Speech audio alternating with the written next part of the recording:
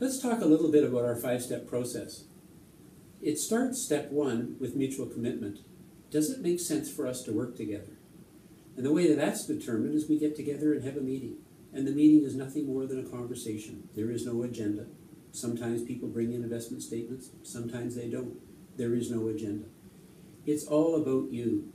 It allows us to understand what you've done in the past, what you'd like to achieve in the future, and if there's a reason why we should continue to have conversations about the possibility of us working together.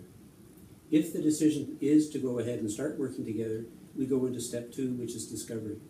The discovery is all about you. In more detail, what have you done in the past that has been good, that has been perhaps not so good? What are you trying to achieve in the future? What are your family values? Who else in the family are you taking care of financially and want to take care of financially? That is your opportunity to coach us on everything we have to know to understand truly who you are and the direction that you need to go with your finances. That leads us up to step 3, investment policy statement. Now let me use a bit of an analogy. If you were to build a house, the first thing you would do before ordering the bricks, the mortar, and the lumber would be to have an architect draw up a plan. Well, our investment policy statement is that architectural plan. Before any investment recommendations are made, we together agree on what we're trying to accomplish. You see, you're not investing for just the sole purpose of investing. You're investing to achieve your long-term objectives.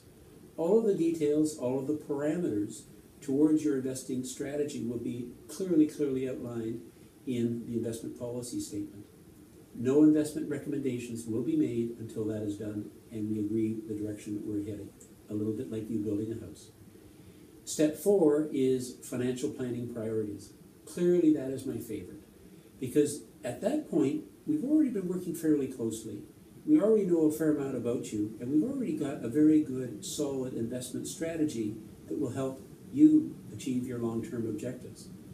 But while we've been working, there are a whole lot of other things that come out. Tax planning issues, more details on retirement planning, estate planning, to name just a few. At the financial planning meeting, step 4, we write down a list.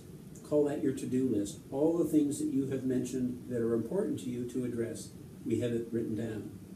That then takes us to the final stage, step 5. Step 5 are meetings, and the meetings go on for years ahead, decades ahead.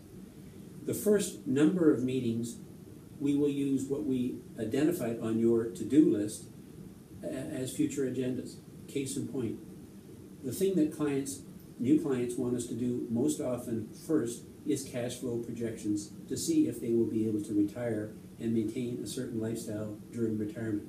That virtually is, in all cases, what people want to do, and that's what we do first. I'd like to make a comment on those cash flow projections.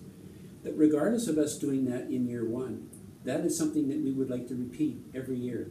So for every client, every year, our hope would be that we could redo those cash flow projections. The reason for that is things have a way of changing. For example, you might spend or save more or less than you had anticipated. The markets might go up or down more than we had anticipated. Whatever has happened, whatever has brought you to where you are exactly at that point, we want to look forward as a quality control basis, basically. We want to look forward to see if your trajectory into retirement is still on target.